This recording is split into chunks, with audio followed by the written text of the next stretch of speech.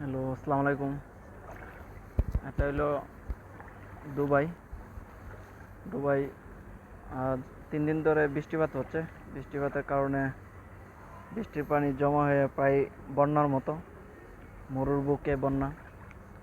আর মূলত হলো বাইরে বেরোলাম, এখানে একটা দেখেন, একটা দোকান, আলসামি ফাস্টফুড একটা দোকান, বাঙালি দোকান। কেন 3 দিন ধরে তো শুকনো খাবার খাচ্ছে এখানে। অলরেডি সব মার্কেটই অফ, বাঙালি তো খোলা। বুঝুনই তো, বাঙালি যেন আছে এন সিন্ডিকেট আছে এখানে। শুকনা খাবার কিনতে আইলাম, হ্যাঁ, 4 গুণ দাম। 2 দিন পর, হ্যাঁ, এই খাবার পাবো না। কোম্পানি গাড়িগুলো যখন ডেলিভারি দেবো না, রিজার্ভ খাওন যখন যেটি শেষ হয়ে যাব, এ নিজে খাওন পাইবো না। বুঝছেন না? যে একটা কথা আছে না, যদি বাঙালি জানে পরের দিন কেমত হবে, এর আগের দিন আপনার কাপড়ের কাপড় এবং মোমবাতি এগুলো তো সিন্ডিকেট করব।